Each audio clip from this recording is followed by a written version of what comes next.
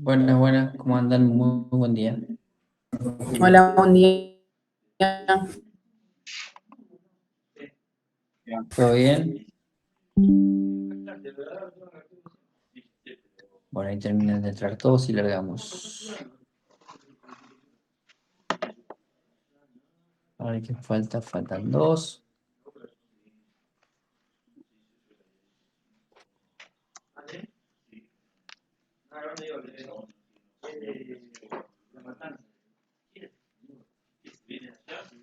Bueno, ahí está la gran mayoría. Ya adentro, lo mismo que les digo siempre, en lo posible, por favor, prendan las camaritas. Así ya tomamos, así ya arrancamos. Y dejo grabar. Ahí está. Bueno, la última clase hablamos un poco de lo que era el declive de las instituciones.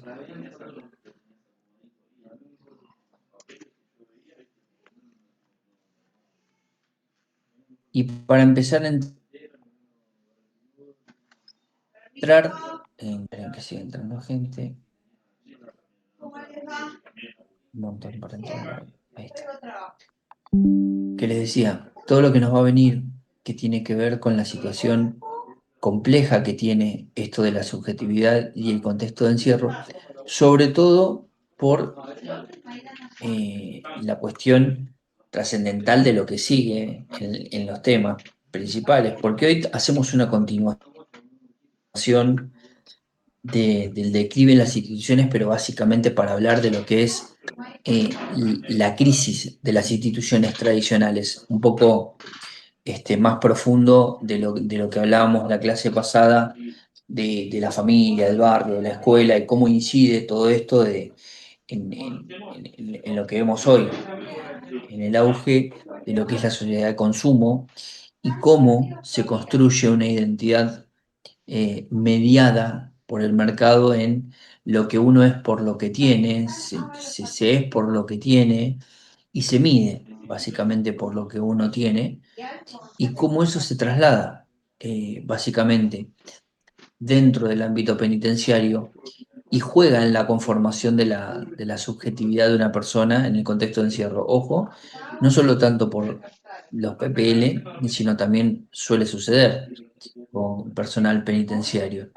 Y esto nos va a llevar temas más adelante con lo que es esto de las nuevas culturas, la marginalidad urbana, la teoría del etiquetamiento y todo lo que tiene que ver con la problemática del aislamiento, de la pérdida de autonomía, la despersonalización de una persona en el momento en el cual, por ahí por un castigo, por lo que fuera, se la aísla dentro de un contexto de condiciones de detención superpoblada, con hacinamiento. Entonces, vamos camino a camino, o si se quiere, en un mismo camino, paso a paso, para poder establecer justamente cuáles son las problemáticas, cuáles son las consecuencias, y en teoría, y la idea es llegar al final para empezar a pensar y proponer soluciones o por lo menos cobertura.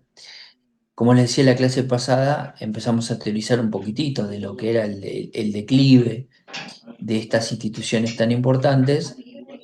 Creo que quizás la clase de hoy va a sentar algunas de esas cuestiones que tuvimos en cuenta porque lo de hoy tiene que ver con los desafíos contemporáneos, ¿no? Que hay en el sistema penitenciario actual.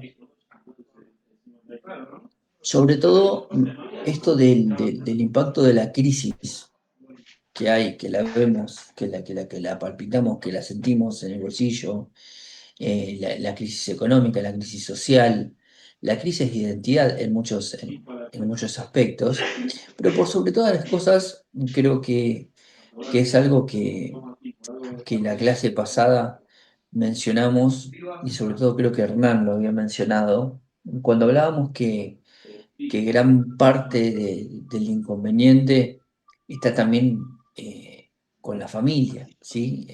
El declive más importante formador de personalidad tiene que ver muchas veces con la cuestión de la familia. Y esto genera este declive o este problema o esta crisis en las instituciones tradicionales, un desmanejo total y sin control de una sociedad de consumo que lamentablemente va creciendo cada vez más en lo que se denomina una identidad carcelaria. Y ahora me explico, lo van a entender. Lo que pretendo hoy es que en una clase que no creo que dure más de una hora, por lo menos, nos llevemos un tema que es bastante importante para concluir con esto de la crisis de las instituciones, pero comparándola con el contexto actual. La crisis ya indiscutida de lo que son las instituciones tradicionales tiene claramente un impacto que es muy profundo en la construcción de una identidad. Entonces, esto trae como consecuencia la construcción de una identidad formada sobre la base de una crisis de identidad dentro de un ámbito muy complejo, como puede ser una unidad penitenciaria. Y esto trae innumerables consecuencias. Una de las tantas que trae, quizás, y una de las más importantes que trae, tiene que ver con cómo nos damos cuenta que en relación con la unidad penitenciaria ha habido una involución de la intervención o participación de la familia, del concepto de familia, del concepto de barrio, del concepto de la escuela. Hoy estaba viendo en el diario La Vanguardia de España justamente, fíjense que la educación superior está en retroceso, hay mucha abstención, y estamos hablando del medio libre. Imagínense lo que nos está ocurriendo con la educación superior en el contexto de encierro también. Es como que el ocio le está ganando a la ocupación del tiempo. Entonces, creo que por ahí, junto con lo que es el auge de la sociedad de consumo, eh, empieza a mediar una formación de identidad que varios autores lo adoptan, sociólogos sobre todo, lo adoptan en determinar que una sociedad es por lo que tiene o una persona es por lo que tiene, y en muchos casos en una posición de poder frente a otro es soy por lo que tengo. Y en realidad lo que hay que analizar es la cara B de esta problemática, que tiene que ver cómo se relaciona esto con la posibilidad del manejo de la subjetividad de una persona dentro de lo que es el contexto de encierro. Fíjense cuando hablamos de la crisis de las instituciones tradicionales, la clase anterior, la familia, el barrio, la escuela, lo vuelvo a repetir, solían ser parte de lo que denominábamos pilares fundamentales en lo que era la información de identidad, ¿no? Tiré un poco.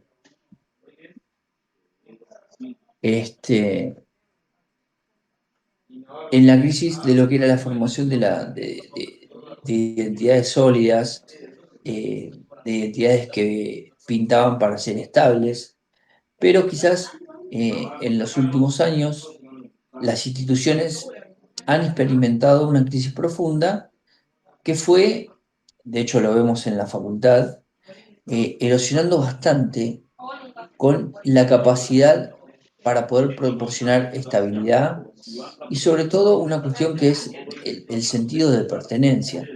Fíjense, les doy un ejemplo muy común de lo que les está sucediendo a ustedes, o por lo menos está sucediendo dentro del servicio penitenciario, con la merma de personal, producto de que quizás, por ejemplo, y para ustedes debe ser moneda corriente escucharlo, que parte del personal del servicio penitenciario de la provincia de Buenos Aires se va a Capital en búsqueda de un sueldo mejor. Entonces, desde ese punto de vista, es que me estoy refiriendo que lo económico mueve incluso hasta el sentido de pertenencia. Si nosotros miramos 15, 20 o 30 años atrás, hablábamos de familia penitenciaria o de familias penitenciarias, donde el abuelo fue penitenciario, el padre fue penitenciario, el hijo fue penitenciario, no por una cuestión de mandato, sino por una, en la que en algunos casos lo podría haber habido, sino por una cuestión de elección. Entonces, ¿cómo? Y con esto quiero que vean la diferencia justamente, cómo motivos externos de crisis, de cuestiones socioculturales o de lo que pudiera estar pasando en el exterior del servicio penitenciario, pero por caso una gran crisis económica, sea cual sea el factor y sea cual sea la problemática, lleva a tomar la decisión de dejar una institución aún perteneciendo a una familia de penitenciarios producto de la búsqueda de una mejora económica, sea a Capital Federal o al fuero, cambiarse al fuero federal o a- al sello penitenciario que pudiera corresponder, o incluso, y el otro día hablaba con Sí, Gastón, altos mandos del servicio de este Berman, hablaba el sábado. Llevé a mi hija a un partido y me encontré con gente muy querida con la que me empecé a relacionar en el servicio cuando empecé a laburar de esto hace ya muchos años. Y me decía, Gastón, dice, vos sabés que tengo un emprendimiento de venta de comida, tengo un emprendimiento de venta de no sé qué cosa, para poder, para no irme de la institución y poder equiparar un sueldo relativamente mediano, tentable o por lo menos básico. Hernán, sí. a eso iba, al pluritrabajo que hay hoy en día, ¿sí? Y lo que significa, lo que yo siempre recalco, vos hablaste de que se van para otra fuerza, de la familia penitenciaria, yo te estoy escuchando atento a eso. Lo denigrante que puedes por momento, ¿sí? No poder solventar a tu familia o a las cosas mínimas que te piden tus hijos, ¿sí? Cuando te deslomás en este laburo y le dedicaste la vida, ¿sí? Eso es lo más feo de todo, ¿sí? De no poder llegar a cumplir lo básico. A eso apunto. Totalmente de acuerdo contigo. Esperen que agrego a alguien que no puede ingresar.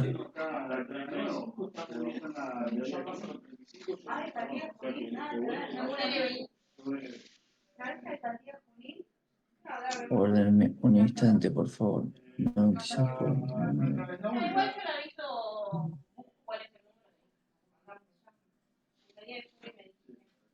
Denme un segundo.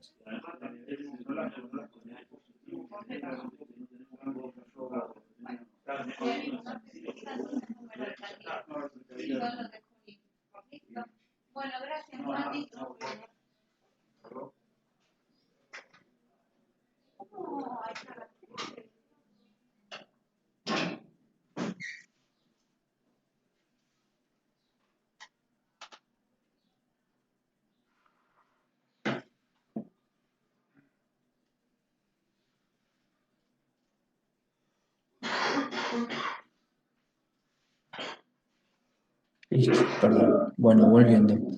Me están diciendo que hay gente para ingresar, pero yo no tengo gente para ingresar. Ahí está. Ahora sí, creo que ingresar. Retomando lo que decía Hernán, justamente, fíjense que, por ejemplo, ¿no? En el caso del- de la pérdida de identidad, sobre todo, de la pérdida de pertenencia, eh, en el caso de quienes ingresan muchas veces en el sistema penitenciario, ante la falta de una estructura contenedora, esa crisis puede ser aún mucho más pronunciada si encima uno termina decidiendo quedarse independientemente del pluritrabajo para poder conformar, uno termina tomando la decisión de quedarse por la institución, por el trabajo, por la rutina, por el acostumbramiento, por el designio familiar, por la situación que fuera. Eso lamentablemente exacerba y agranda lo que son las dificultades que uno puede llegar a tener para reintegrarse en cierta manera, a la posición en la que se encontraba, donde le daba un interés primordial a la función de formar parte del servicio penitenciario. Y esto muchas veces también, en paralelo, le pasa a las personas privadas de libertad, donde esa crisis institucional que traen de la afuera, institucional me refiero, escuela, familia o lo que veníamos hablando, en él adentro también automáticamente se pierde, porque pasan a, independientemente del código intracarcelario. El otro día me pasó, en la semana pasada, no sé si, no me acuerdo si estaba con ustedes o tenía que dar una clase con otra de las comisiones de la licenciatura. Me llaman la noche anterior que habían detenido a una persona y tenía que asistir en un 308 al otro día muy temprano. Recuerdo que era uno de los días de la semana que había refrescado un montón, hacía un frío bárbaro. Y se me atrasaba la audiencia y no me la querían tomar, o por lo menos tardaba. Y voy a averiguar a la alcaldía qué pasó, y era que no querían presentar a la persona que había sido trasladada sin zapatillas ante la fiscal. Digo, pero si no salió sin zapatillas de la unidad penitenciaria, no, se la sacaron en el camión. Y bueno, se había armado todo un revuelo.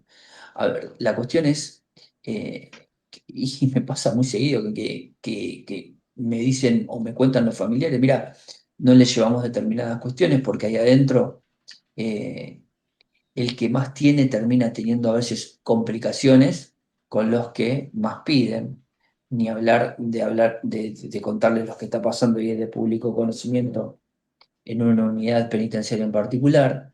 Entonces, quizás la relación que tiene esta crisis doble de lo externo con lo interno, tanto en las personas privadas de libertad como en el personal del servicio penitenciario, eh, hace que tenga una importancia superlativa en el ejercicio profesional que tienen ustedes dentro del servicio penitenciario, porque enfrentan ustedes diariamente las consecuencias de lo que es esta crisis, la consecuencia de la necesidad de tener que trabajar el triple o el doble para poder llegar al mismo sueldo que tenían hace unos años, o por ahí que con el mismo dinero cubrían las necesidades que puedan cubrir hoy.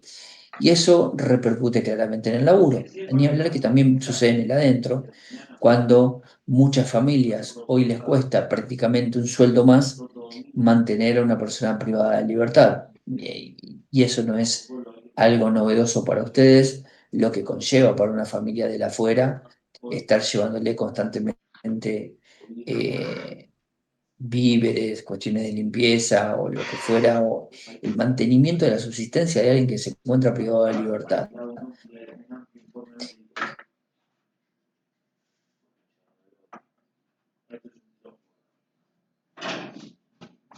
Es más de que si entonces, justamente lidiar con este tipo de crisis en las personas que tienen ustedes bajo su cuidado, lleva a pensar en que la falta de apoyo muchas veces de las instituciones tradicionales, como hemos venido hablando de la escuela, de la familia, lleva o puede llevar por lo menos a manifestarse en lo que son comportamientos desafiantes, ¿no?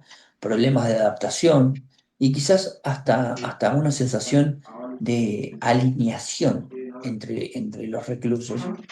Eh, Cuando hablo de alienación, me refiero a la posibilidad de que encima, dentro del circuito psicológico y ni hablar psiquiátrico, tenga que haber un trabajo paralelo, crucial y mancomunado con los distintos sectores para poder desarrollar la personalidad del individuo y la progresividad de la pena, ¿sí? Es decir, muchas veces tenemos, y lo vemos en los resúmenes de los informes técnicos criminológicos, una persona que tiene buena conducta, una persona que tiene quizás un contexto social adaptado, pero sin embargo tiene cierta problemática que no puede llevar adelante o no puede arreglar desde el plano, desde el punto de vista psicológico.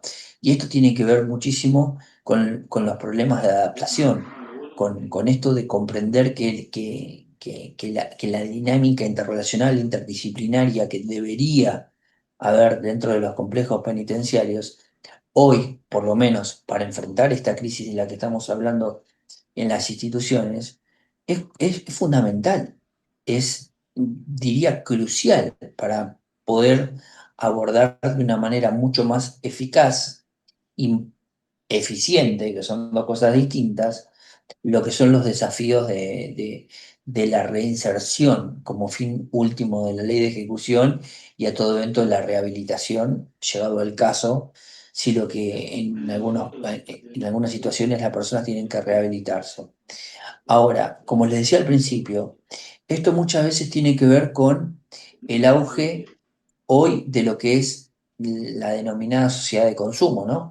Porque en paralelo a la crisis de las instituciones tradicionales, somos día a día testigos de lo que es el auge de querer tener y tener cada vez más, sea lo que fuera, pero tener cada vez más y muchas veces eh, no visto desde el punto de vista peyorativo o malo, sino de la necesidad absoluta de tener más para cubrir las mismas necesidades básicas que se cubrían por ahí hace un tiempo atrás. Entonces, el valor personal se empieza a medir, y esto se ve si se animan a verlo con personas que no veían hace un tiempo, se van a dar cuenta del cambio rotundo que hay en esta percepción sociológica que tiene que ver con que el valor que se le otorga a las personas se empieza a medir cada vez más en función de una posición material, en posición de un estatus económico, esta cuestión de por ahí eh, la cultura del consumismo, ¿no? Ha permeado casi todos los aspectos de la vida moderna y empezó a moldear, de cierta manera, eh, el camino aspiracional, los comportamientos y en muchos casos las identidades de las personas. Pero esto no pasa solamente para personal del servicio penitenciario. Esto también sucede claramente con las personas que se encuentran privadas de libertad, porque dentro del contexto carcelario, este impacto de la sociedad de consumo puede ser, eh, no, puede ser, no, es ya a esta altura especialmente significativo. Fíjense, muchas personas privadas de libertad pueden haber sido atrapados en un ciclo, ¿no? En un círculo de delitos que estén relacionados con el consumo o con la adquisición de bienes materiales.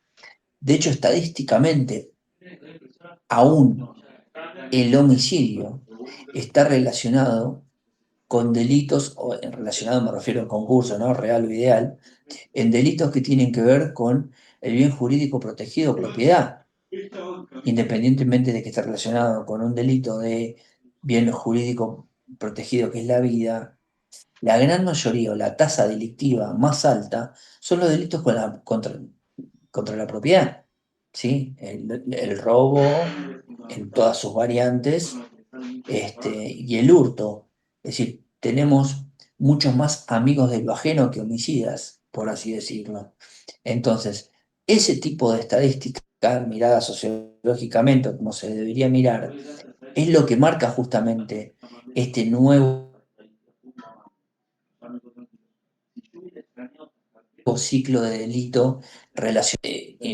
Ni hablar, si les cuento, de- no les hablo del tráfico a gran escala, pero sí del narcomenudeo, en muchas ocasiones o condiciones, independientemente de la coyuntura de la cuestión de la política de droga, que tiene una vertiente muy particular, hay muchos que incluso utilizan la venta de estupefaciente como una entrada de dinero, como un trabajo, no necesariamente para un consumo personal, sino para una obtención de dinero.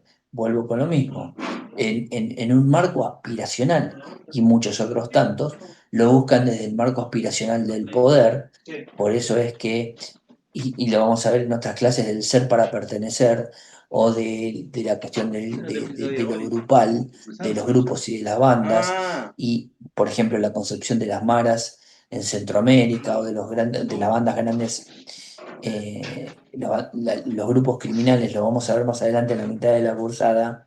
Uno de los conceptos justamente es este, es decir, la presión para poder conformar a ciertos estándares de consumo pueden influir y muchísimo en la percepción de uno mismo como persona y en las relaciones que tienen para con el otro. No pasa solamente con los privados de libertad, sino también pasa con el servicio penitenciario. La idea es que dándonos cuenta desde el punto de vista de aquellos que tenemos que tener bajo nuestro cuidado, claramente eso se podría o se debería manejar o moldear. Esto es lo que se denomina justamente tener la posibilidad de mediar, intervenir o interceder en esa construcción de identidad de que uno es por lo que tiene. ¿Sí? Es decir, el famoso lema este de soy por lo que tengo, eh, básicamente refleja algo que vemos en la tele, que vemos en el diario. Lo venía escuchando cuando venía para el estudio en la radio.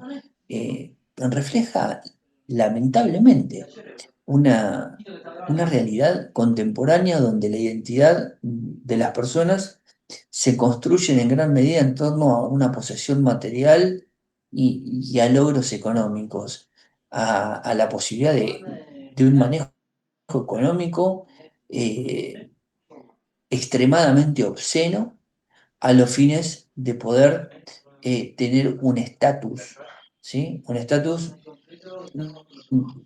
de formar parte. Recuerden lo que nos enseñaban cuando éramos mucho más chicos en la escuela, de las distintas clases sociales, desde la baja, desde la clase media hasta la clase alta. Hoy todo eso desapareció. La sociedad de consumo lo que ha hecho es hacer desaparecer por completo la clase baja. La clase media de antaño pasó a ser hoy la clase baja, y la clase alta, demasiado alta, de venida en alta, es la que marca el rumbo por lo que se tiene, ¿sí? Eh, por momentos estamos viendo eh, tremendos edificios. El paradigma de lo que es Retiro o la Villa 31 no tiene razón de ser.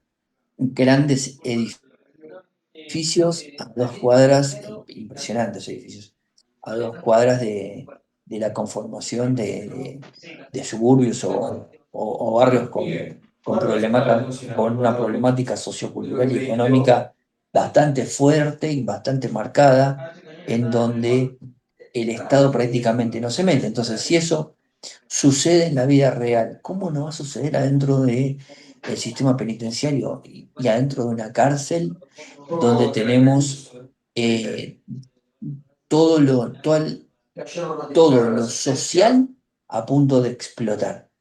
Entonces creo que desde esta cuestión, ¿no? La mentalidad debería ser especialmente tener en cuenta qué es lo perjudicial para aquellos que están en situaciones de vulnerabilidad, en este caso en particular las personas privadas de libertad, y quienes pueden sentirse marginados o desvalorizados si no cumplen con estos estándares de éxito material que claramente va marcando la sociedad, de a poco, ¿no? La sociedad con esta cuestión del consumo. Eh, hay algo que por ahí tiene una relación inmediata con el ejercicio profesional en el sistema penitenciario, que tiene que ver que ustedes como profesionales eh, deben o deberían, ¿no? Reconocer y abordar lo que es la construcción de la identidad mediada por el mercado entre los privados de libertad. A ver si me explico. Eh, Muchas veces fomentar una cultura que valore el crecimiento personal, una cultura que valore la resiliencia y, el fomento de una cultura que valore lo que son las relaciones eh, mucho más significativas por encima del tener, de la acumulación de bienes, claramente va a poder contribuir, creo que en mucho, a lo que es la reintegración al medio libre, porque la crisis, históricamente, ¿no? Los ciclos de crisis y la influencia del comportamiento social plantean desafíos significativos en lo que es la construcción de distintas identidades. Y eso trasladado a lo que podría ser lo que ocurre dentro del sistema penitenciario, muchas veces plantea la necesidad de reconocer y abordar. Porque, a ver, si ustedes no entienden que esta problemática existe, no la ven o no la quieren ver dentro de lo que es el sistema penitenciario, partimos de la base de la imposibilidad de, incluso en los informes técnicos criminológicos, no se pueda reconocer ni abordar estos desafíos. Y esto es fundamental, sobre todo para el ejercicio profesional de ustedes, en la cuestión de tener que influir directamente en la rehabilitación y en la reintegración, en la formación de la personalidad y de la subjetividad de las personas que tienen al cuidado de ustedes. Muchas veces esto sucede con las personas que están con las salidas de preegreso definitivo, ¿no? Me refiero, o de transitorio, de asistida a términos de condicional, o que tienen prisión diurna o nocturna y vuelven en el sistema de semidetención, vuelven a las unidades. Eh, Creo que ahí es donde se deben adoptar enfoques que empiecen a fomentar esto de el desarrollo personal marcando la diferencia en lo que es el proyecto progresivo de la reintegración y la construcción de un entorno, quizás muchas veces por falta de recursos, claro está, ¿no? Por falta de elementos, por falta de material, por falta de recursos humanos, que permita en muchos casos hacer mucho más saludable y productivo todo este proceso. Es decir, si nosotros tenemos en cuenta cada una de estas instituciones que entran en crisis, como lo habíamos visto en la clase pasada, tenemos en particular tres grandes instituciones que vienen fracasando. El barrio, la contención del barrio, la escuela y la familia. Pensemos en lo que, me pongo a mí, me pongo yo de ejemplo. Eh, no le digo que me crié en la calle porque tengo una familia hermosa, pero yo me acuerdo que mi mamá tenía en la zona 38 y 5 vivía, mi vieja tenía que salir a las 9 de la noche a gritarme que deje de jugar a la pelota en la Rambla, para volver a comer. Bueno, ustedes dirán, y eran otras épocas, sí, claramente que eran otras épocas en las que quizás no había tanta inseguridad, en la que quizás uno podía estar en la calle hasta mucho más tiempo, sentarse en la vereda a tomar unos mates. eh, eh, Claramente la sociedad no es la misma que la de hoy. Y lo mismo sucede con los espacios intracarcelarios. Lo mismo sucede con las escuelas. Hoy el nivel de violencia estructural que hay en las escuelas es alarmante. Y fíjense que tampoco deja de ser algo distinto a lo que puede llegar a suceder en una unidad penitenciaria. Piensen en esto, ¿eh? Hagan, hagan el análisis comparativo de lo que sucede en una escuela.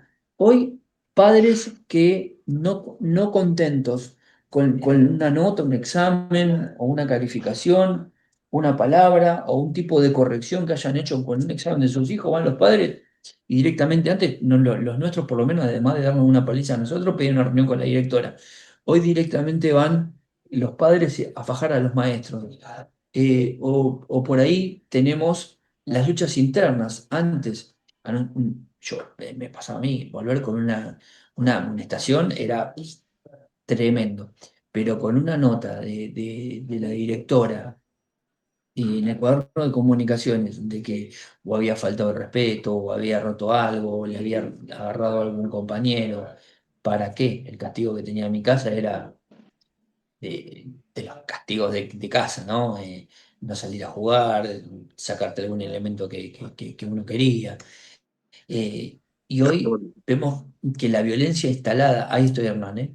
Hoy vemos que la violencia instalada dentro de las escuelas es tremendo. Chicos que van con armas, chicos que disparan armas, muertes dentro de las escuelas, chicos que por evitar el bullying o por evitar ser, si se quiere, manipulados, hostigados, presionados o coaccionados por otros compañeros, lo que en definitiva son todas las conductas accesorias del bullying, llevan arma blanca. eh, Fíjense, eh, hasta la posibilidad de tomar decisiones de atentar en contra de su vida. Sí, Hernán, disculpa. No, haciendo un balance general de lo que vas hablando y demás, y yo tengo un concepto de lo que es la institución carcelaria, con relación a lo que vos decís de las instituciones. Sí. Para mí el servicio es una institución primaria tardía, lo denomino así yo. ¿Por qué? Porque todo lo que se hace dentro de la cárcel para transformar a la persona, transformar la subjetividad y transformar todo lo que por ahí no hizo durante su vida, lo hace en una forma tardía dentro de la institución. Pero Dificilísimo. Sí. es fundamental la transformación que se hace, ¿sí? En base al trabajo Mm. nuestro, ¿sí? Y lo que se logra modificar en varios casos. Siempre había un jefe que allá años atrás me decía, mirá, el tratamiento, aunque te salga el 1 de 100 o el 1%, date por hecho, ¿sí? Porque tu trabajo ya lo hiciste. Siempre tenía esa frase que decía, no vayas a la cantidad, al montón general, sino trata de que sean algunos casos que saques resocializado. Siempre me quedó eso grabado y, ¿sí? Y me llamó la atención. Pero bueno, Coincido, quería decir coincido, eso. coincido, coincido, coincido, coincido, coincido. A ver, coincido que es necesario, independientemente de lo tardío, y también coincido con lo tardío, coincido que es necesario. Son el último, hablando en criollo, son el último muro de contención, parafraseando lo del muro, con aquella persona que ha tenido un conflicto con la ley penal y que, independientemente del hecho ilícito cometido, del proceso de la subsunción normativa para la atribución de la pena y la ejecución de la pena, en la progresividad, en la ejecución de la pena, ustedes son el último muro de contención donde falló o donde fallaron estas instituciones en el afuera, en el exterior, para poder moldear ese tipo de personalidades para que en su liberación o su externación, o llamémosle como le quieran llamar, en el proceso liberatorio,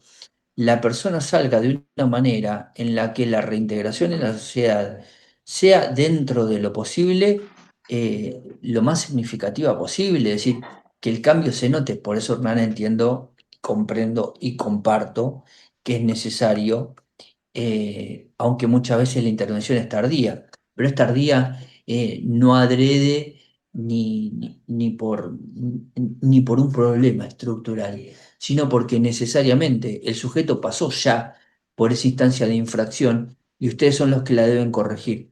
En este sentido, porque le falló la familia, porque no la tuvieron, porque la persona se crió en la calle, porque falló la escuela, porque no fueron y porque son analfabetos, y ustedes terminan prácticamente dentro de la cárcel educando a la persona porque hace toda la primaria, porque hace todo el secundaria con el plan Fines, con la ley 25, con la que fuera, a quien les habla en el marco de la educación superior. Y por sobre todas las cuestiones, también la crisis del barrio. Hoy el barrio son las bandas, son las pandillas, son bandas narco, son acopio de soldaditos para sostener no solamente un negocio de venta de estupefacientes, sino incluso para liberar zonas, para hacer escruches. El concepto de Perdón, banda Gastón. criminal. Sí, Intentamos por ahí también, digo, resocializar a estas personas, estos sujetos que vienen de una periferia donde de alguna manera ellos también hicieron algo para pertenecer, ¿no? En esas bandas y tratar de ser alguien, despojados totalmente de esto de que es la familia, la institución. eh, entonces, o sea, nosotros estamos intentando ir en contra de alguien que se había posicionado de alguna manera o que había sobrevivido a todo esto con su grupo, ¿no? Con otra parte donde sí era alguien. Y de repente, hoy en contexto de encierro, aprender todo, por reaprender todo esto, despojándose de lo otro donde él era alguien. totalmente de acuerdo, Teresa. Porque vos fíjate que fíjense esto, y es interesante lo que planteas. La cuestión de reaprender la persona que está en el contexto de encierro, la persona privada de libertad, implica muchas veces que el personal penitenciario tenga que reaprender y capacitarse, ¿sí? O, lo que normalmente se suele llamar en la jerga de la fuerza de seguridad el reentrenamiento, ¿no? La posibilidad de tener ustedes lo están haciendo en el marco de esta licenciatura, pero la posibilidad de tener las herramientas necesarias para poder sostener, manejar y enfrentar esa crisis de conducta que tienen las personas que ingresan que es necesario, vuelvo a decirlo, es hiper necesario porque son el último eslabón y son los que van a alargar a alguien, independientemente de que alguien me diga, no, nosotros no largamos a nadie, lo que lo largan son los jueces de ejecución o los jueces que revocan las prisiones preventivas. Sí, macanudo, se cae de maduro que la decisión definitiva de que alguien obtenga su preegreso, su libertad anticipada, termina siendo de un organismo jurisdiccional. Pero en muchos casos, basados en los informes técnicos criminológicos o en los aprendizajes o en las herramientas que las personas hayan o no adquirido adentro de las unidades penitenciarias. Es decir, una cosa va de la mano de la otra. Y en muchos casos vemos la falla justamente cuando hay jueces de ejecución habilitados por la normativa penal. Por caso es el artículo 13 de la libertad condicional que tiene la posibilidad de aún, aunque un informe establezca la inconveniencia de acceder a determinada libertad, el juez puede apartarse de esa decisión por no ser vinculante, fundadamente, decir por qué esa persona tiene que salir. Y quizás claramente esa persona no tiene esas herramientas. ¿Me explico?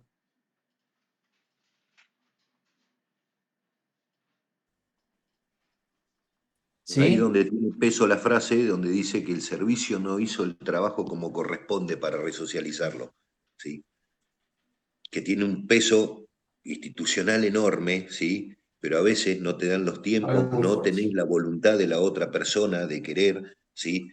Incluirse en todas las actividades tratamentales y en todo, ¿sí? Y con lo que dijo Teresa, con la contraposición, ¿sí? De querer marcarle la cancha o decirle, mira, esto es así, las reglas acá son así, de incluirle ciertas cuestiones donde esa persona no sabe si está preparado o no, o no quiere cambiar a lo que él tenía. Claro, a eso me Eh, refiero. Gastón, Jesús, sí, ¿cómo está? Buen día. Bueno, un buen poco día. también, como decía ahí, Hernán, la compañera, eh, por ahí un poco a grandes rasgos, ¿no? Cómo fue cambiando también, o sea, cómo fue cambiando el delito, como veníamos hablando, cada vez son más jóvenes las personas privadas de la libertad que tenemos alojados en los distintos establecimientos carcelarios. Coincido. Y Esa es otra también, problemática que no mencioné, coincido, 100%. también fue cambiando lógicamente la sociedad fue cambiando y fue cambiando el delito, ¿no? Sí, sí. Entonces, te doy un ejemplo, vos acá de La Plata, hace 2 días atrás pasó ahí en 30 creo y 529 en Tolosa. Un nene que iba a la escuela a 7 de la mañana, Sí, 12 años, una sí. persona mayor de atrás lo reduce. O sea, cómo se fueron perdiendo también los códigos, ¿no? En la calle y el nivel de violencia del delincuente, ¿no? Que antes por ahí no era así, ahora un nene a una escuela, ¿qué le puede sacar? Una mochila, lápices que no le sirven para nada, Gente, ¿no? O sea, más. cuestiones de violencia general. A ver si lo tengo acá. Ayer lo planteaba en la maestría de Derecho Penal. Aguarden que le voy a compartir algo porque que lo encuentre. Porque es muy bueno para justamente esto que estás diciendo vos, Jesús. Fíjense esto. Debatamos esto como sociedad. A ver. Y tiene que ver justamente. Está bien que decía, todo tiene que ver con todo. Esto justamente tiene que ver con esto. ¿Qué estamos viendo? Necesito que analicemos esto.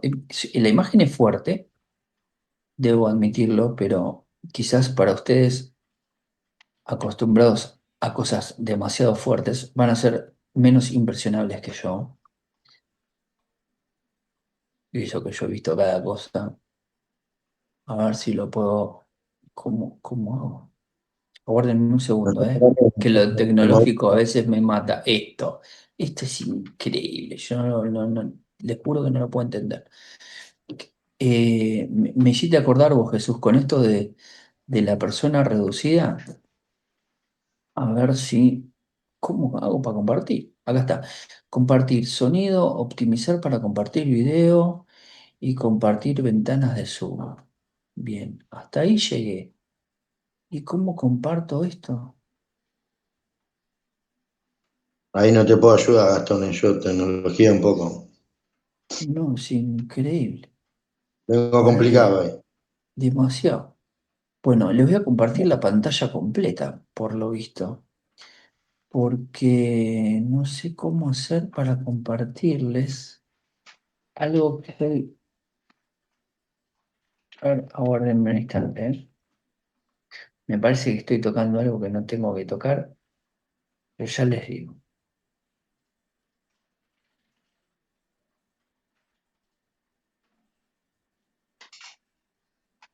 Ahí está, quiero que vean esto.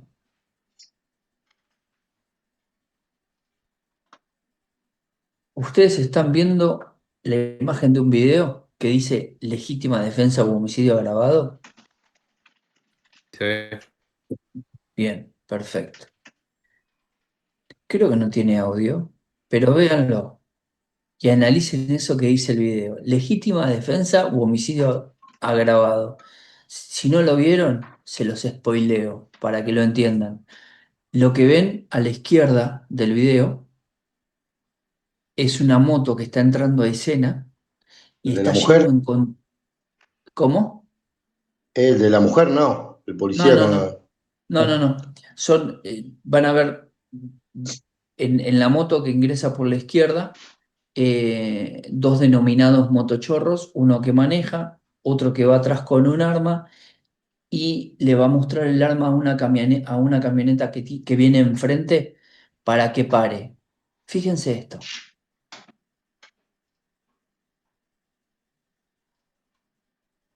La camioneta se lleva puesto al tipo que tenía el arma, lo pasa, vuelve a hacer marcha atrás, lo pasa por arriba y sale a correr al otro.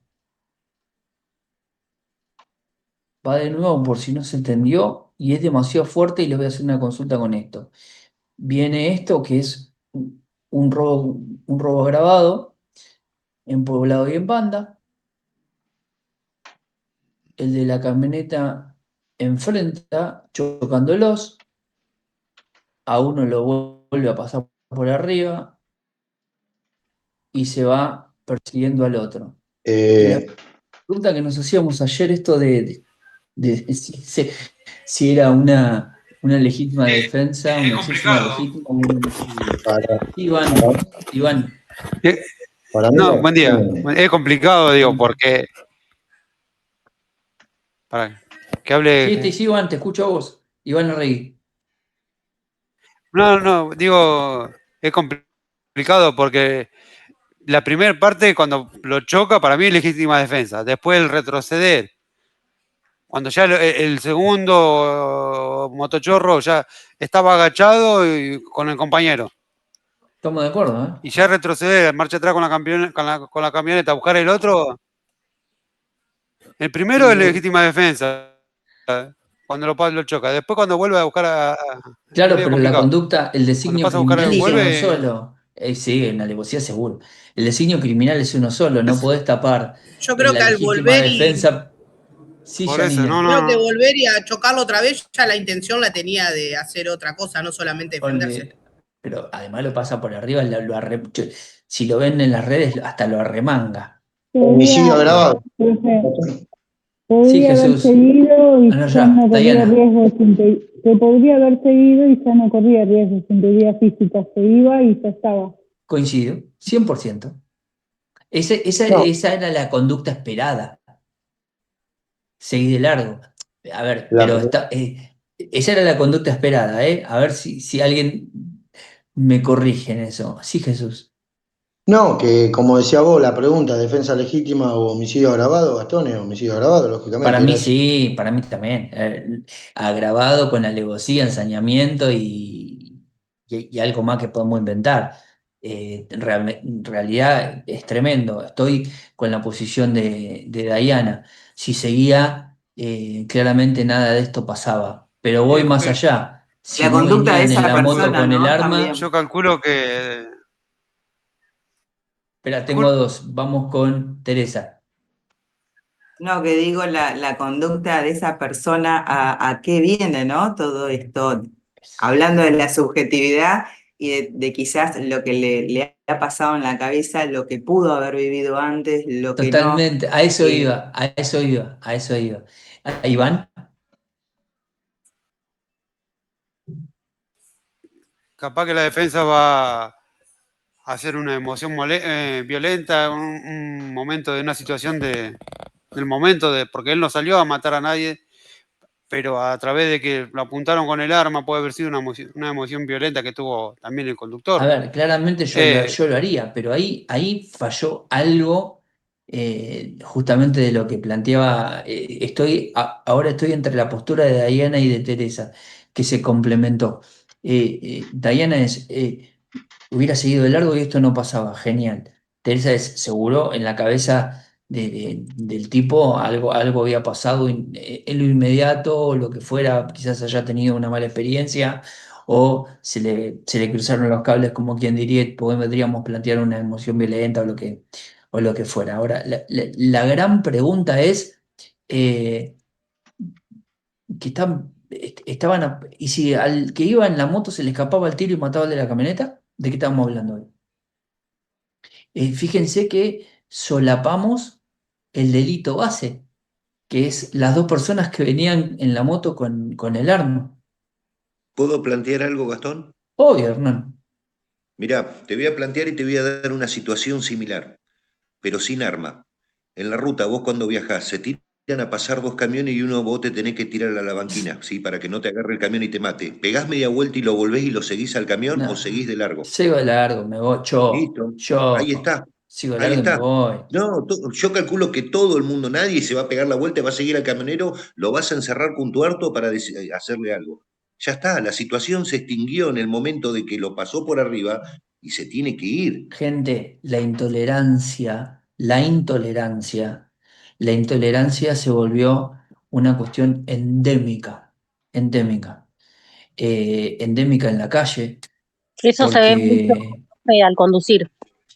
a eso iba a decir Florencia, justamente. Se volvió endémico. Yo cuando quiero llegar acá, llevar a los chicos a la escuela y voy a venir para el estudio temprano en la mañana. Es A un mí, suplicio, es un suplicio. Estás en el semáforo, no cambió el semáforo y ya a tenés mí, cinco que te están perdón, tocando bocina. Sí, sí, Iván. perdón. A mí justo con este ejemplo del camión, de todo eso, me pasó a mí como conductor. Iba yo en un auto y adelante mío se abre un camión, pero a 20 metros. Yo venía a 110, 120 en la autopista. Y adelante mío se abre el camión, que quedé a no más de 50 centímetros del camión adelante, que lo pude abrirme, me fui a parar allá abajo en la banquina, con auto y todo. Gracias a Dios no me pasó nada. El camión siguió y como a los 3 o 4 kilómetros paró el camión. Yo volví a la banquina, después del susto, después que paré, miré, controlé el auto un poco, que no me pasó nada. Hice los 4 kilómetros y frené. Y frené. Y frené frené cuando lo vi el camión que estaba parado, frené. Discutí con el camionero, todo. Pero, a ver, o sea, tiene que estar en la cabeza cada uno y tiene que estar en el momento. Gracias a Dios fue una discusión y nada más, pero si yo soy un tipo violento, capaz que me bajo con un palo y lo mato a palazo. Pero porque Porque tenías casi me hace esa la vuelta en el auto. preparación. ¿Qué pasaría? Y ahora una pregunta abierta, ¿no? ¿Qué pasaría si una situación, no, ya no con un accidente de tránsito, claramente, porque es complejo, pero una situación de violencia, de una violencia alta o de un grado de violencia alto, cómo se resuelve entre privados de libertad dentro de una unidad penitenciaria? Mira, hay una ¿Cómo uno situación, cómo Gastón, uno hay la una controla? situación, sí, perdón, hay una situación que se denomina lo que es la adrenalina en el cuerpo. ¿Cuánto dura la adrenalina en un momento de violencia? Segundos, ¿sí? Entonces ahí lo de Iván terminó en una discusión, ¿sí? ¿Por qué? Porque el momento ya había pasado, ¿sí? De la adrenalina, del momento feo, de la situación horrible. Si te agarra en el instante, capaz que no la contás de la misma manera. Ahí va, ¿por qué? Por la adrenalina y por lo que se vive en el momento. Totalmente, pero a ver, gente, yo no les tengo que contar, no me tengo que ir muy lejos para contarle dos ejemplos para que entiendan cómo ha cambiado todo. Recuerde, independientemente del por qué, que nosotros, ustedes y yo podemos saber el por qué. Fíjense lo que ha pasado el año pasado en Varela, cuando hubo esta especie de motín y hubo no sé qué cantidad de tiros en Varela. Trasládenlo hacia hace unos años atrás con el motín de Sierra Chica. La violencia endémica dentro de las unidades penitenciarias no es nueva. Que hay una escalada de violencia, no me cabe ninguna duda. Y el grado de intolerancia que hay en el afuera está repercutiendo muchísimo en el adentro, tampoco me cabe ninguna duda. Entonces, creo, y de ahí parte de lo que veníamos hablando, que en muchos casos la ampliación de esta sintomatología de la falta de control o la sintomatología de la falta de poder manejar una situación como las que han planteado ustedes, que han tenido la posibilidad de justamente de poder tomar ese control. Hay gente que no lo puede hacer, pero porque la falla estructural está en las instituciones que tendrían que haberle moldeado justamente o haberle dado esas herramientas, ¿no? Moldeado su subjetividad o darle las herramientas. La principal crisis, creo que esto se los expliqué la clase pasada, eh, en orden, porque para mí es lo principal, es la familia. Es decir, la institución familiar viene experimentando transformaciones que son significativas en las últimas décadas. Eh, yo creo que se ha venido erosionando lo que es el papel tradicional fundamental, ¿no? Como pilar en la formación de la identidad en una persona y de los valores en una persona. Factores quizás como el aumento de las tasas de separaciones o de divorcios, eh, las fragmentaciones familiares, muchas veces también la migración laboral, esto también la búsqueda de una mejor posición económica ha hecho que haya migraciones laborales y fragmentaciones familiares, porque el que se va del bloque familiar o del núcleo familiar es aquel que que tiene el pluritrabajo y prácticamente no está en todo el día. Esto lleva a lo que es la creciente diversidad de las estructuras familiares y todo esto contribuye a la crisis del concepto familia. O sea, en el contexto trasladado, ¿no? A lo que es el servicio penitenciario, lo vemos muchas veces en las personas que tienen la falta de apoyo familiar. Entonces, justamente por esto, por la cuestión económica, por la crisis, por la fragmentación, por la tasa de divorcio, bueno, te cargo, tu hijo, y esto pasó por esto, y entonces la falta de apoyo familiar puede ser justamente devastadora muchas veces para las personas privadas de libertad. Me consta de por ahí cuando tenemos que estar buscando hogares de contención para las salidas anticipadas, donde no tenemos, donde terminan conviviendo con un tío, terminan buscando alternativas para poder tener hogares de contención al momento de los pregresos. Entonces, la familia, que normalmente tiende o debería tender a ser una fuente de apoyo emocional, social y financiero, durante el encarcelamiento y la progresividad de la pena o la transición o el tránsito de la ejecución de la pena, está tendiendo a ser cada vez más nulo. No sé si han tenido la posibilidad, yo en los últimos años, estoy hablando en los últimos 20 años, de recorrer ciertas unidades yendo temprano en la madrugada, de ver filas de 3, 4 cuadras con los bolsones. He pasado a ver cada vez menos gente para ingresar a las visitas. Eso marca, independientemente de la cuestión económica, también marca esto de que les hablo de la crisis en la contención familiar. De hecho, Eh, Gastón, no es por justificar, pero esto que sucedió, que asaltan a este nene de 12 años, seguramente esos chicos tampoco han tenido, a los 12 años no irían a la escuela, no tendrían todo este apoyo familiar y psicológico que uno espera, ¿no? Digo, no Total. está bien, y obviamente que bueno, por ahí lo vemos y sentimos una impotencia nosotros del otro lado, pero bueno, viendo la historia, ¿no? De la vivencia de esa persona, creo. Coincido, Debe ser coincido. lo más natural Co- para él o debe ser parte de su vida misma, ¿no? Coincido, pero acá venimos, que no tiene nada que ver con esta clase, ni siquiera con esta materia, y quizás la podríamos ver en otra fase, en criminología o en alguna otra.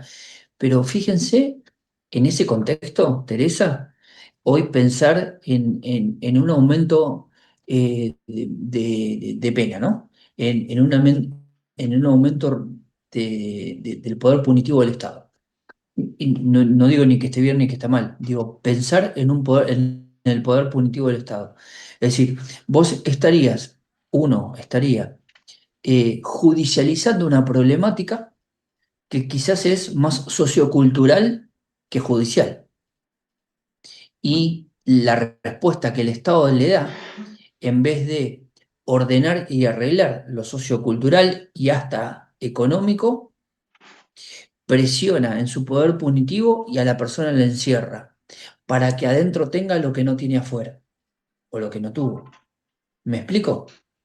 Esa es la lógica que no se utiliza, o por lo menos que no ven, o por lo menos que no quieren discutir, aquellos que hablan en muchos casos de que la movilidad, sea el aumento o sea la baja de ciertas cuestiones de política criminal, en sus consecuencias no se piensan. Que de esto justamente nos dispara para hablar de lo que es la crisis de la otra institución fundamental después de la familia, que era lo otro que nos formaba, y ni hablar que la escuela, que es la tercera institución en crisis importante, pero como les decía hoy, el barrio, los cambios en la estructura, en la dinámica de los barrios, eh, eh, también ha contribuido muchísimo a las crisis de las instituciones tradicionales. Desde la urbanización rápida, eh, lo que se denomina la gentrificación, eh,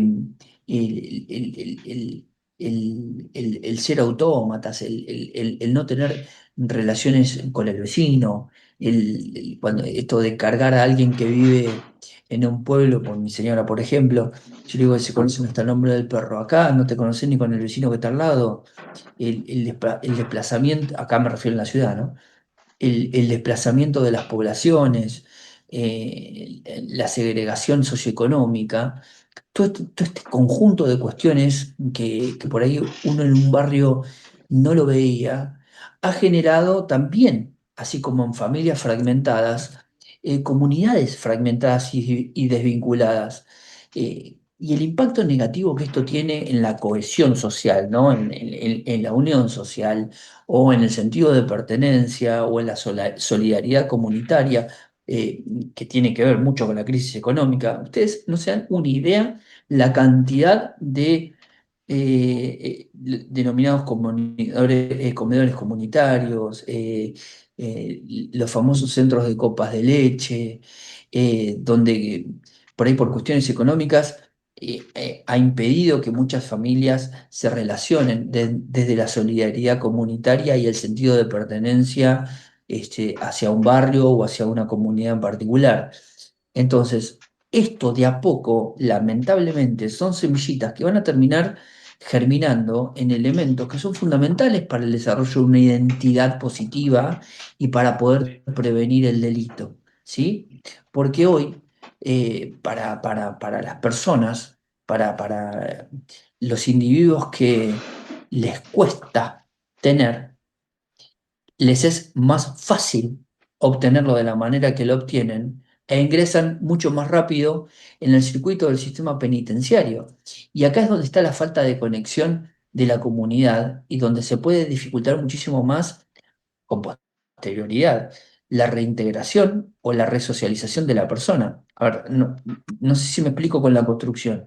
Es decir, si por una cuestión o una presión económica hoy una persona no tiene, por ejemplo, antes podía ir a tomar una copa de leche 2 veces por día, o tenía su ración alimentaria para poder llevar a su casa. Hoy esa familia no lo tiene, se desmembra, los chicos quedan en la calle. ¿Cómo obtienen lo que obtenían antes? Salen a robar, se meten en un círculo judicial a la temprana, que era lo que hablábamos hoy, y el sistema, en vez de solucionarlo desde el afuera, lo soluciona desde el adentro. Y se pretende que sea el servicio penitenciario desde los institutos de menores o desde una casa de abrigo, si quieren, hasta una unidad penitenciaria de máxima seguridad para brindarle las herramientas que en el afuera no pudo conseguir. ¿Sí? Y de más está decirle que, por ejemplo, hoy, parafraseando un poco lo que habíamos hablado de lo que fue el motín de Sierra Chica, e independientemente de todo lo que había detrás de la fuga no lograda, el 100% de los apóstoles tenían antecedentes de menores. ¿Sí? No se hicieron delincuentes de mayores en la cárcel. Traían una historia detrás de marginalidad y de delincuencia precoz. Producto en muchos casos justamente de quizás alguna crisis en alguna de estas instituciones que estaban atravesando. Y esto por ahí, como les decía, también deriva en la crisis fundamental, para mí, ¿no? Por lo menos que analizo y veo la educación desde otro plano. Me pasaba que, no les digo que consideraba la escuela como mi segundo hogar, porque eso es una frase hecha, pero la gran mayoría de mis amistades, la gran mayoría de mis amistades profesionales y personales, si no las hice en la escuela, las hice en la universidad o en la secundaria si se quiere, pero las hice en el contexto educativo. O sea, tengo más amigos profesionales, pero de haberlos conocido en la instancia educativa que en la profesión misma. Entonces, hoy veo que por ahí, y me pasa como profe de la facultad, de ver que hoy los pibes van a la facultad en búsqueda de otra cosa, en búsqueda de una cuestión demasiado individual, donde lo social no está presente, donde la interrelación y el intercambio con el par no está presente, y claramente esto está llevando o está recrudeciendo esto que les hablo de la fragmentación social, ¿sí? Es decir, no hay ni siquiera un vínculo de pertenencia, se está perdiendo el vínculo de pertenencia con las instituciones educativas. Y esto es demasiado importante si uno tiene en cuenta que la escuela como institución también se ve afectada por esta crisis, ¿no? Donde el desafío que se enfrenta quizás tiene que ver, fíjense en la discusión que tenemos actualmente con la denominada ley de financiamiento. Es decir, tenés la falta de recursos, la desigualdad de acceso, el abandono escolar, la desafectación hacia lo que es un sistema educativo. Entonces, quizás cada uno de todos estos problemas pueden contribuir a lo que es la reproducción de una desigualdad social, a lo que es la exclusión de ciertos grupos de jóvenes que terminan aumentando lo que es la vulnerabilidad, la participación en estas actividades delictivas de las que hablamos, ¿no? Y como recién decía Teresa, una entrada en el sistema de la justicia penal que cada vez más jóvenes. Entonces, por un lado tenemos el Estado que no se hace cargo del por qué un chico cada vez más joven delinque y sin embargo le da respuesta estatal porque está buscando un poder de fuerza punitivo del Estado por haber cometido una infracción penal a una edad temprana, sin pensar en cuáles son los elementos para evitar, porque ese no es el fin de la pena, para evitar que ese menor, niño o adolescente no cometa el delito. ¿Me explico a dónde voy? ¿Dónde está la problemática? ¿Dónde está la crisis? Es decir, en el ámbito penitenciario también ocurre. Si la falta de oportunidades educativas muchas veces dentro de las unidades penitenciarias, la falta de posibilidad de ejercer oficios, la falta de posibilidad de ejercer talleres o incluso cualquier tipo de formación que puedan llegar a tener en el interior de una unidad penitenciaria, puede limitar las perspectivas de reinserción y desarrollo personal de las personas. Fíjense que qué expectativas tiene alguien que ingresó sin herramientas, que está determinado tiempo sobreviviendo en el momento del egreso o del preegreso, llegado el caso en cualquiera de los dos momentos, la falta de herramientas le impiden poder insertarse de una manera efectiva y eficaz, como decíamos hoy, en una sociedad que ni siquiera está preparado para recibirlo de la forma en la que lo recibe. Porque, como dice una persona en un video que más adelante les mostraré, ¿sí? ¿De qué manera vamos a enseñarle a una persona vivir en libertad, que es básicamente el objeto de ser de la reinserción, si no le damos las herramientas para poder lograrlo? ¿Quién va a contratar a alguien con antecedentes penales? ¿Quién va a contratar a alguien que sale de cumplir una condena de abuso, una condena de homicidio, y recae en una cooperativa deliberado o lo esperable? Lamentablemente, que recaiga nuevamente en el delito y quizás aquel que entró por un delito contra la integridad sexual termina reincidiendo en un delito contra la propiedad. Tiene una explicación sociológica, es decir, porque la persona que salió en libertad por un delito cometido contra la integridad sexual claramente no va a conseguir trabajo y la única manera de procurarse lo que quiere, por esta problemática de ser por lo que tengo, va a salir a robar. Entonces, quizás eh, como planteo para lo que viene, ¿no? Es esencial empezar a comprender cómo esta crisis ya no social o sociocultural, sino de las instituciones, ¿sí? Tienen o afectan a las personas y sobre todo a los privados de libertad en lo que es la ausencia de apoyo familiar, en lo que es el apoyo comunitario, en lo que es el apoyo educativo, cómo todo esto puede producir un quiebre en su personalidad que determina una baja autoestima, una falta de habilidad social para poder mediar, arreglar, cumplir o solucionar cualquier tipo de desencuentro de otra manera. Esto es lo que hablaba Hernán hoy, esto de lo que hablábamos de tener las herramientas de no discutir con el del camión también, como decía Iván. Reconocer quizás todos estos desafíos y empezar a trabajar para poder mitigar estos efectos. Creo que es fundamental para poder promover lo que es hoy, ¿no? La rehabilitación, la reinserción, reintegración, de una manera un poco más exitosa en la sociedad. Yo creo que es muy importante, esto quizás quiero que se lleven para hoy, creo que es muy importante empezar a adoptar, ¿no? Estos enfoques históricos, socioculturales, de lo que viene sucediendo en la sociedad, empezar a mirar cuáles son las problemáticas o las crisis en las instituciones, eh, eh, pero no solo por el tema de las necesidades inmediatas de seguridad y de control, esto que vemos constantemente en el aumento de las tasas delictivas, sino también en las dimensiones sociales, emocionales, educativas de lo que es la experiencia carcelaria misma, ¿no?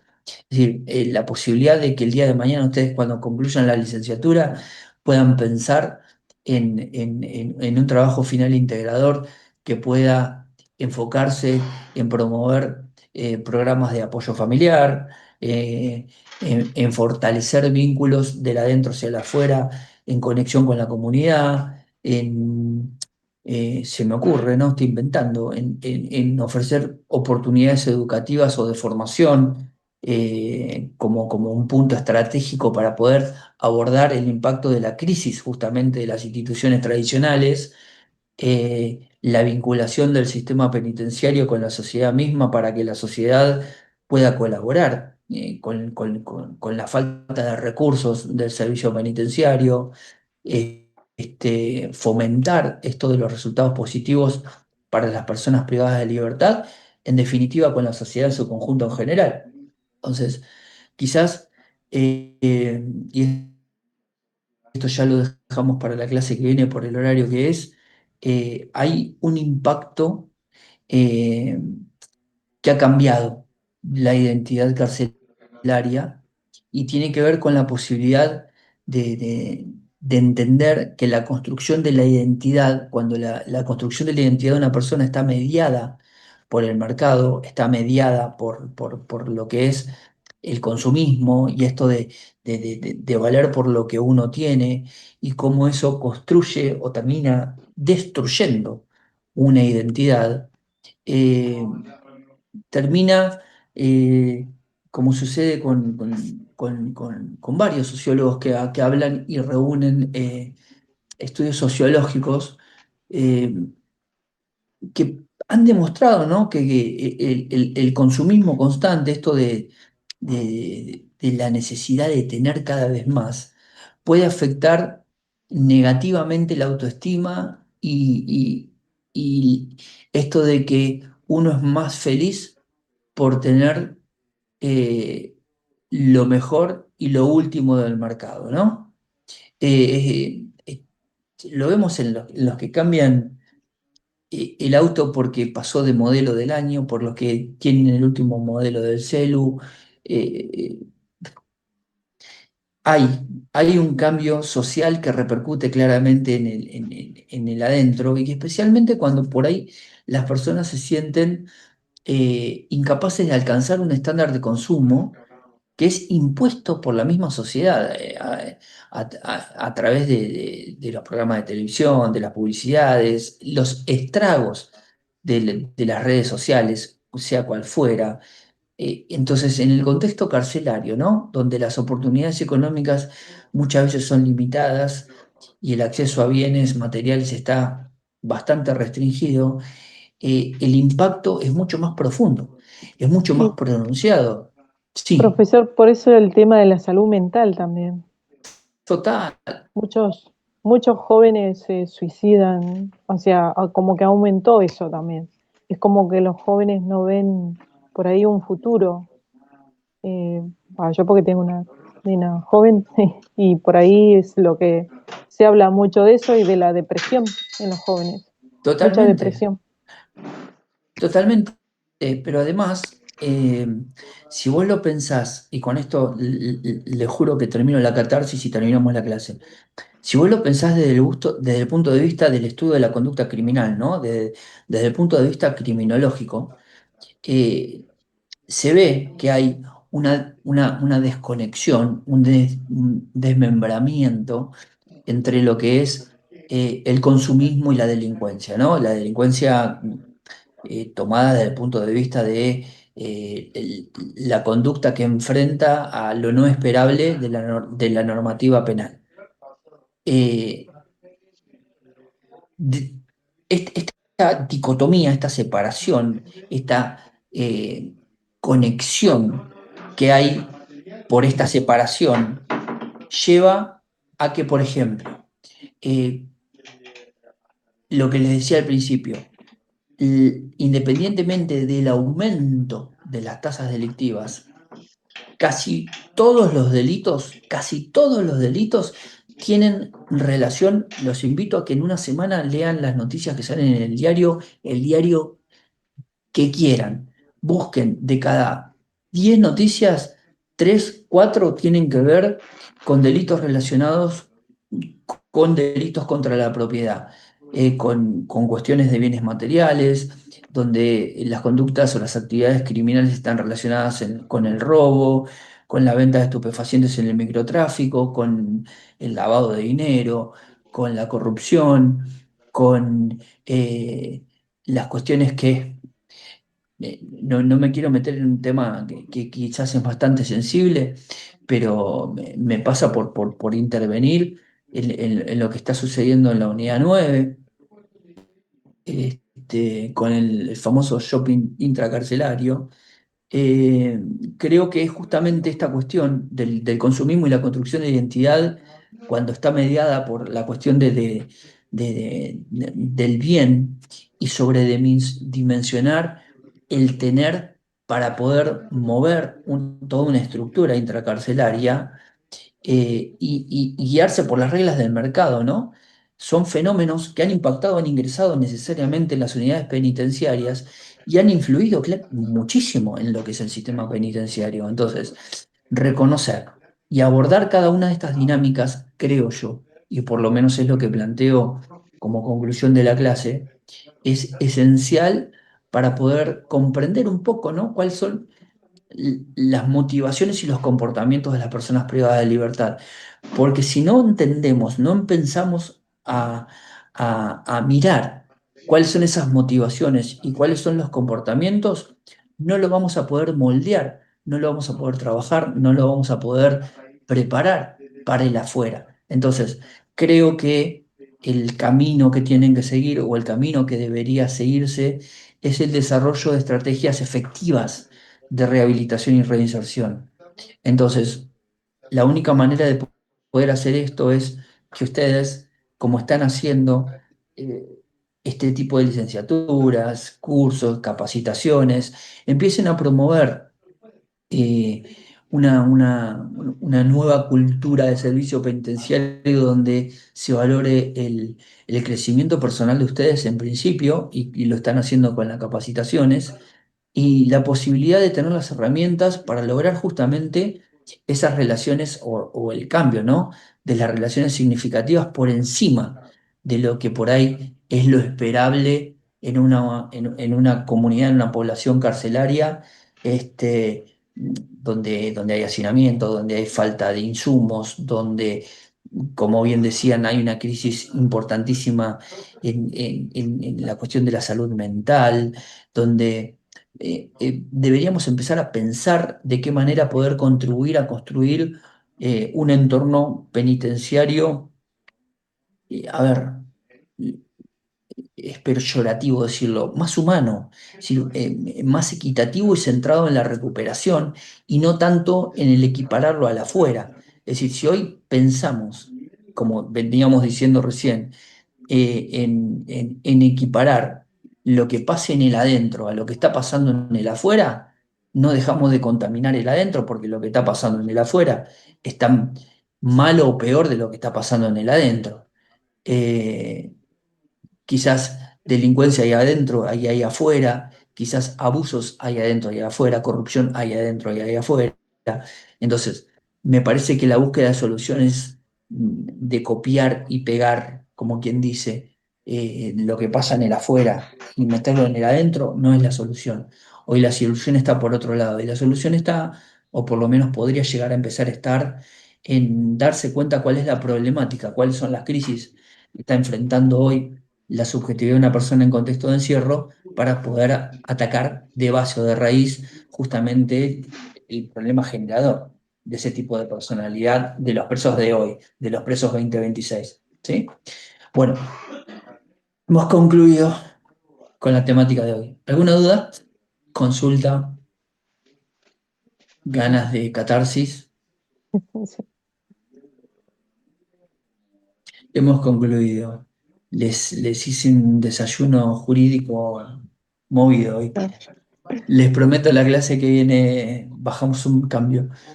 Bueno, abrazo grande para Pensar todos. la subjetividad Bueno, de la fluidez, decía la autora ahí del libro de Chicos ¿Viste? de Manda, ¿no?